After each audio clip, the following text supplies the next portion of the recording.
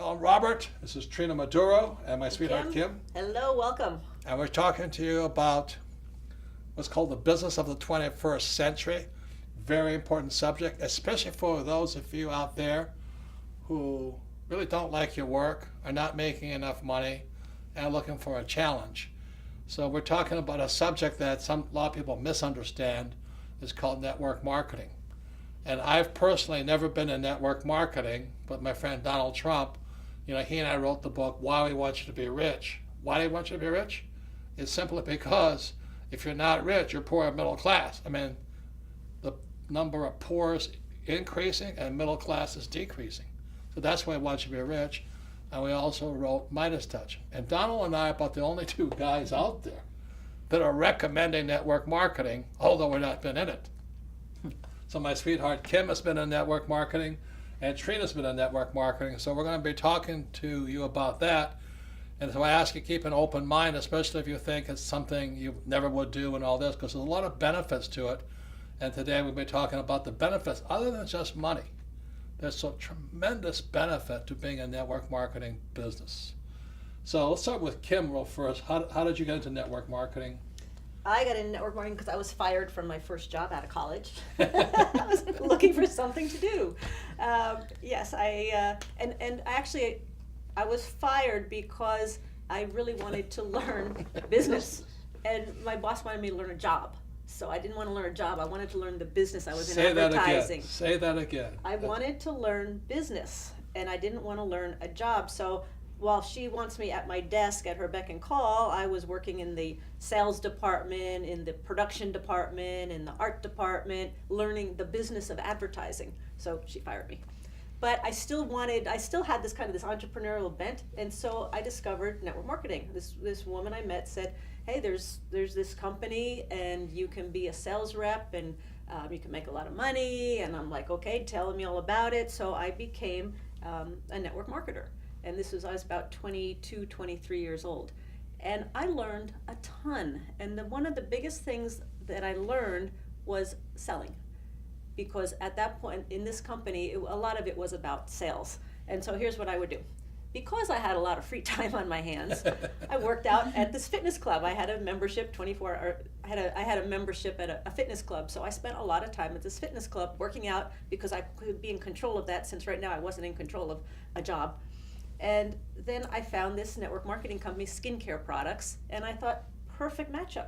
So I took my little kit and I went to the locker room of the fitness club, and I sat down there and I had free facials, and I'd give people samples, and they'd order from me, and it was a perfect environment because they were in there changing their clothes. They had a little bit of time. I could talk to them, I could give them free stuff, and it was working really well. Until I found out I was somebody's competition, and there was apparently a store right above the gym. They had a lease. They didn't want me there selling skincare products because they sold skincare products. I'm like, no problem. There's another fitness club about 20 minutes away. So I took the bus, and every day I'd go on the bus and I'd go to this other fitness club, set up my little shop and sell my products and give them free facials, and I learned about selling. I was an entrepreneur, and I was learning how to sell, and I had to learn when people said, no, I don't want it. I had to figure out what do you say to have them keep the conversation going, and it was a great experience. So then, Trina, how'd you get into network marketing? Well, my story started in Kansas City, Missouri. I was fresh out of graduate school. You have one of those really affluent degrees, right? Social work. Social work. Very affluent. Well, 501c3, nonprofit. Wasn't it like a master's or something? I have a master's degree in social work. Yeah. So I'm a big bleeding heart. And how much student loan did you have? $50,000 plus, which was more than my salary, way more than my salary. So for me, I was at a gas station in Kansas City, and I was fresh out of graduate school, and I got approached by a man who was excited about this company. And he scared me because, I'm from the hood, so I thought that, it wasn't going to be a good interaction. And he said, oh my gosh, you have such a great attitude. I can just tell from a distance. I would love you to come to a meeting that I'm putting on. Again, this is my first ever exposure to anything to do with network marketing. And so I didn't know this guy. He was a stranger. I took his card. I turned him down. I never showed up. A couple of months later, a group of African Americans approached me at Walmart. and told me about another company in the industry of telecommunications. They said, "Oh man, you'll be great in this industry and this business network marketing." For some reason, I always carry a smile on my face, and I'm always cordial and nice.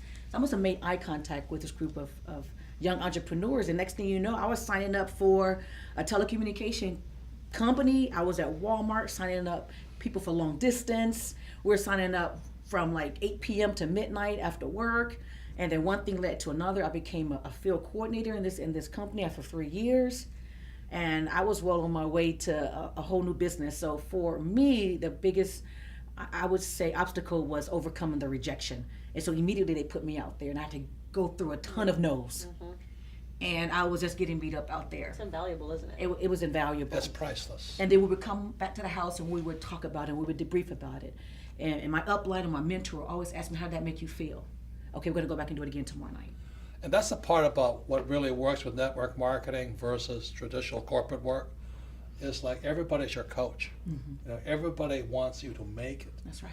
Whereas in corporate America, they don't want you to make it because you might take their job. Yep. Mm-hmm. So when people say network marketing is a Ponzi or a pyramid scheme, they don't know what they're talking about. Corporate America is a pyramid scheme. It goes like this, and only one person can make the top. But in network marketing, it's like this. Mm-hmm. The only way you get rich is you got to bring other people up, right? Absolutely. So there's a lot of room at the top, and your job is to go, boop, bring people up, bring people up, and you coach them into success. And you can come just hang out. They don't fire you, right? Oh, no, not at all. Not at all. You're not in a box. You realize that really the world is at your fingertip. It's up to you. If it has to be, it's up to me, is what we always say to one another, because the support system was amazing, because you go out there 6 days a week, you're beat up because you have the status quo mentality out there of everyone who have traditional jobs telling you you're crazy. You're not going to make it. You're stupid. Once you get a real job. So those voices are still there, but they don't have any effect on me whatsoever. I am bulletproof. But back then, we needed one another, like those young people in San Diego need one another to continue to core together and fight those naysayers. Yeah. But once you get through that and you break through it, the sky is the limit. And so that's why we wrote the book, Business of the 21st Century, because network marketing is the business of the 21st century. It's about cooperation. It's about being generous. Whereas business of the 20th century, which is corporate America, it's about greed, and it's about being, just hoarding for yourself. If you share, you lose. So we're in a completely new era today in the 21st century. And it's time for us to be more generous, not greedy like corporate America. And that's really the transition we're going through in our world. So before Anna, you have one of the most interesting stories about where you grew up, how you grew up in the ghetto, I guess, right? The ghetto. I mean, yes. Stuff. And I've seen the ghetto in New York, but I've never lived in the ghetto, and you have. So I've always been amazed at how you got out of the ghetto, because that's the hard part, getting out, right? That's correct. Yeah. So tell them how you were raised. Well, I was literally raised between the bullets of two rival gangs in the city of Chicago on the south side. Barack Obama's place. Barack Obama, that's right. From Hawaii. That's right, right. We used to call him a Royal Hawaiian. He's African American, but he's Royal Hawaiian. Well, we're happy to claim him in Chicago. But it was 14 siblings in a single parent home. Your mother had 14 kids? She birthed 11, and she raised 3 of my sister's kids from birth because they were drug babies. And so we were voted the least likely to succeed family. We had the most deplorable home. We were on government cheese, government food, did you live food in a high-rise stamps. or a house? No, we did not live in a high-rise, Robert. We lived in a ghetto of Chicago. My sister lived in a 16-story high-rise in the Robert Taylor homes, which were the ghetto projects. We lived in the community, and we would go there every single weekend. So our family was pretty much spread out throughout Chicago, and the small ghetto communities, as well as the high-rise Robert Taylor homes in Cabrini Green. And so I've had the best of both worlds when it comes to being on the east side, being on the west side, and the north side. And it was all very, very rough. I mean, I joke about it today, but I fear for my life every single day. I went to sleep in fear. I woke up in fear. I went to school in fear. And I was a college basketball player, aspiring to be a professional basketball player. And I would play on a playground. And it wasn't uncommon for us to sweep up the glass and clean up the blood from the night before, the violence the night before. and play basketball. And so I grew up literally in the midst of violence. And I still remember as an 8-year-old girl, I had this dream of becoming a millionaire. And I had no idea how I was going to achieve that. I thought it was going to be becoming a professional basketball player. So I would practice my skills every single day because I knew I was going to go to the Olympics. They didn't have a professional girls team at the time, but I knew that that was going to be my meal ticket out of the ghetto. And so I did. I reached a professional status at age 21. Obviously, in basketball. Really? I did. Got a full ride to the not the WNBA. They didn't have the WNBA during that time, so I was too early, and so I had to go a different direction. So again, I began to just do what people were telling me to do to become successful. So I got advanced degrees. So I went back to school to get a master's degree because at that time I was disappointed that the WNBA hadn't birthed yet.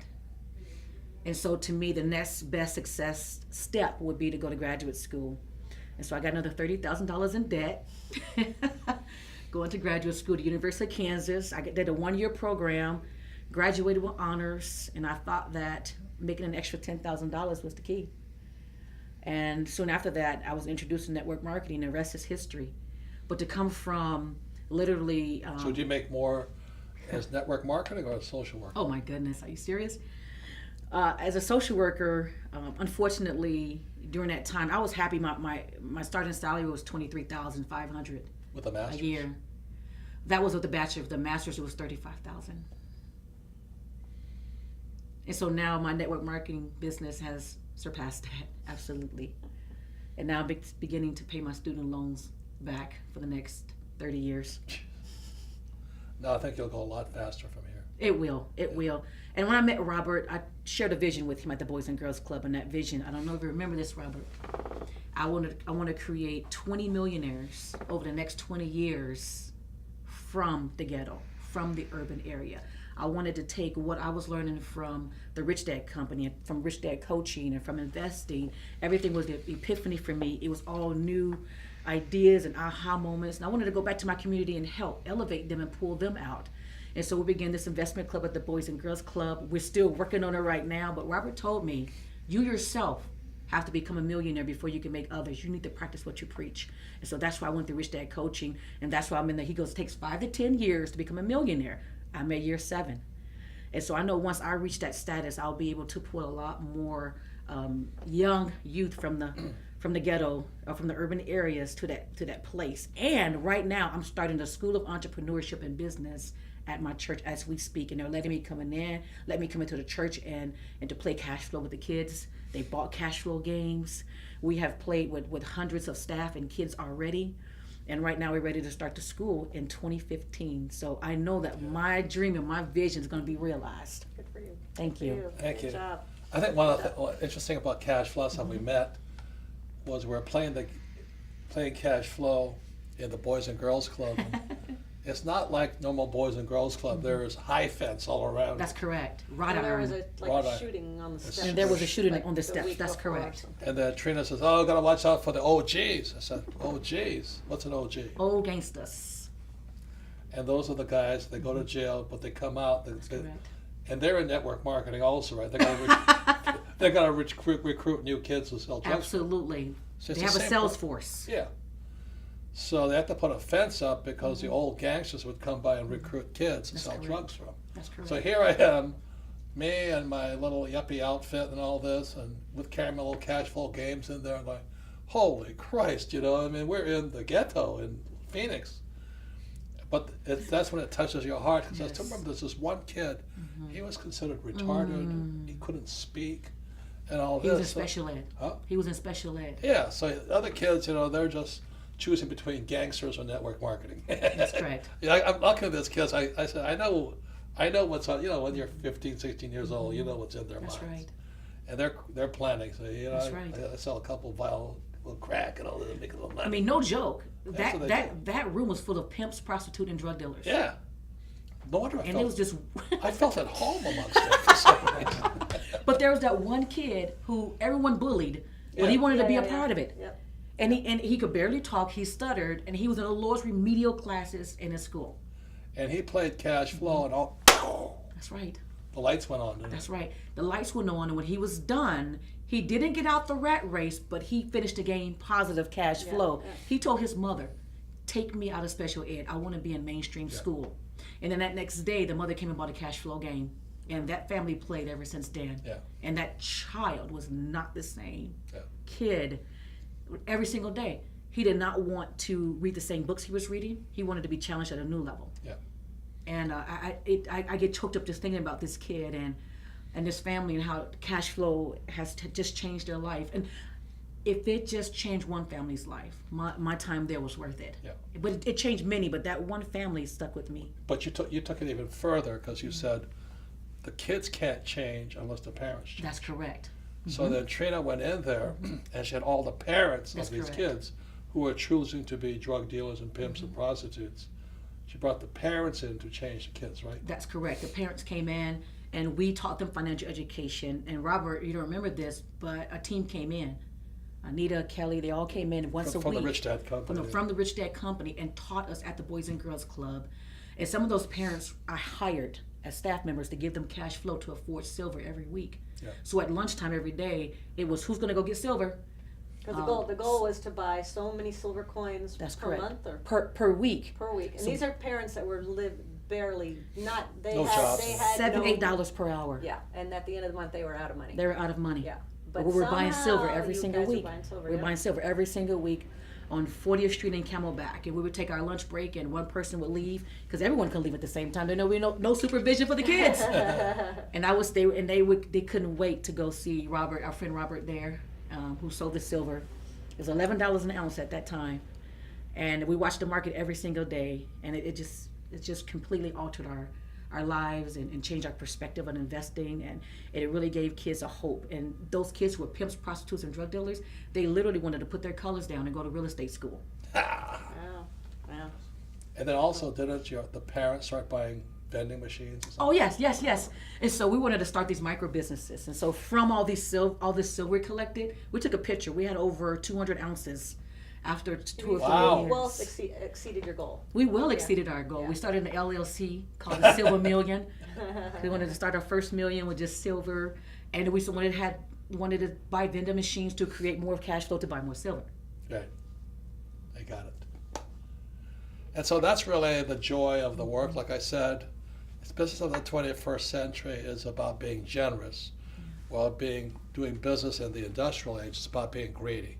So that's why, very happy Trina comes into our company every Tuesday, because we study, because study is our future. Absolutely. I'm honored.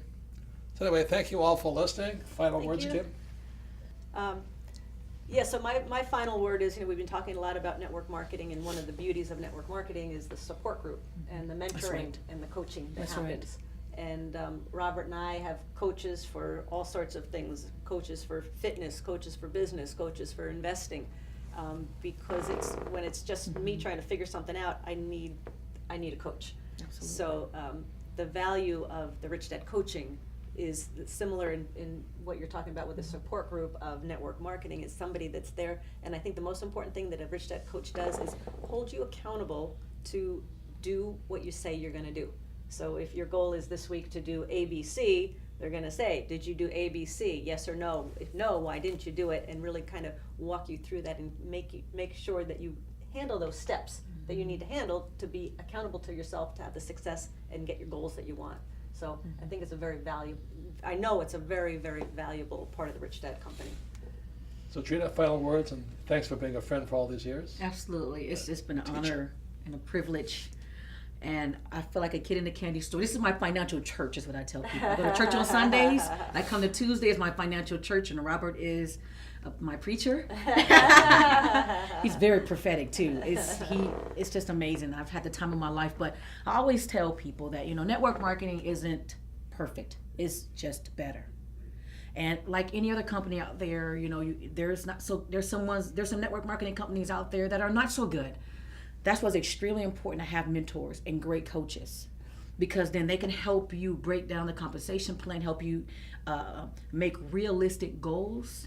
Goal setting is huge, and help you to cognitively set out your plan. Overcome your fears and Overcome doubts. your fears and doubts. Learn how to read annual reports. Learn how to be a professional in this business. It's not a deal, it's not a hobby, it's not a gimmick, it's none of that. It is a real business that's a viable, willable asset that could perpetuate and pay you for the rest of your lives and your children's children for the rest of their lives. And what I want to say is that the most important thing about business is not about how much money you make, but how many people you serve. So anyway, that's why we're in the business we're in. We have enough money, but there's a lot more people to serve. So thank you all for listening. Thank you. Thank you.